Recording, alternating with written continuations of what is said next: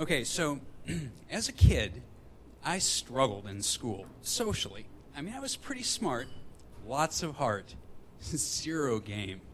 See, so I was really scrawny, and I had these crazy lamb chop sideburns, like as a 5-year-old kid, so, right? That's weird.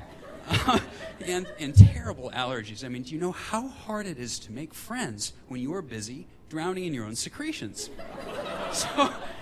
So I got picked on a lot, and when it came to the female, no confidence.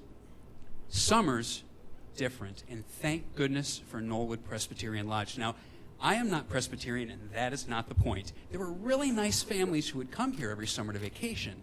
My family and I were the managers, and I got to tell you, you can't spend all summer, every summer, as a resort manager for 12 years and not pick up some serious skills. Manly skills. So I'm 17, and carpentry, electrical work, landscaping, man, there's nothing I can't fix. So I saunter up to the back deck of the lodge, feeling good. I have just fixed a really complex plumbing problem, and I'm thinking to myself, God damn, I'm the stuff men are made of. This was the moment just before my two worlds collided.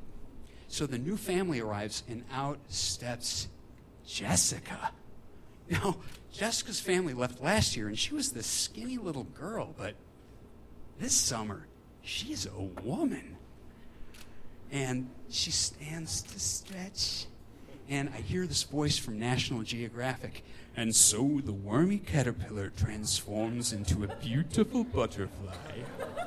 She crosses the parking lot, up the steps to the deck where I'm standing, steps over my jaw, which is dragging next to me on the ground, and into the lodge with her suitcase. I have never before asked out a woman, but I have got to make her mine.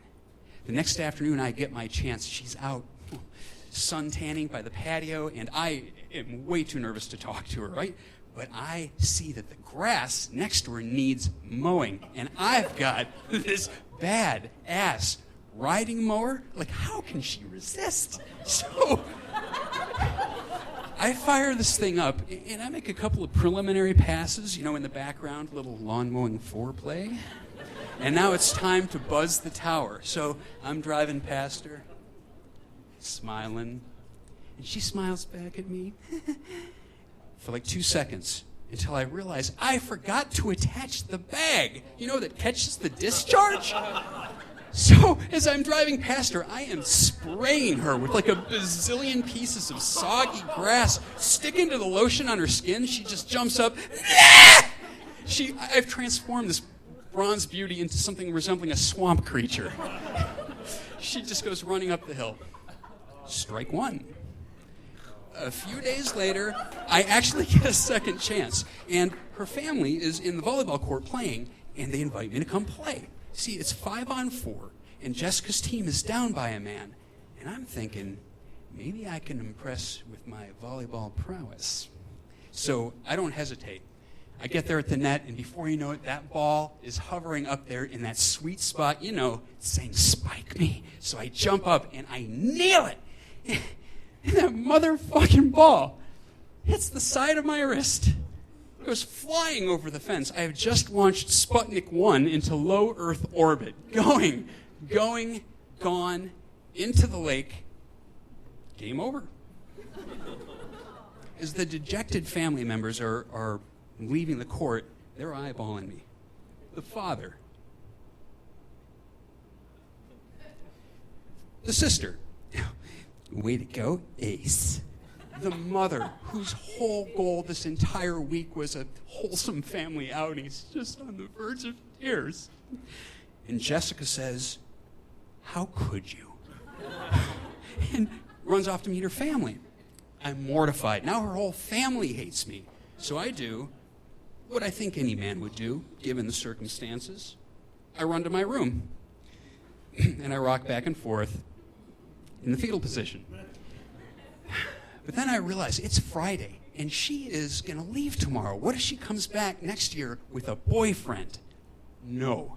I go and I find her down by the lake, and I say the only thing I can think of, these canoes are pretty safe in the proper hands. You should let me show you. You want to take me on a boat ride? Wake me up at midnight. I'm in the green room. And she walks off because she's thinking, no way. But I know this lodge like the back of my hands. And at 5 minutes to midnight, I am slipping up the side of the hillside with an extraction plan so immaculate. SEAL Team 6, you've been served. It's pitch black. I sneak in the side door, up the steps, past the parents' bedroom, and into the green room. And guys, it is a hot summer night. And there are 6 beautiful young women lying on the sheets, sleeping in their underwear. Okay, so number 1, not a creepy guy. But this is awesome. Number 2, I'm the son of the manager. If I get caught, do you know how bad this looks? Okay, focus. Just wake her up and get the hell out of here. Which one is she?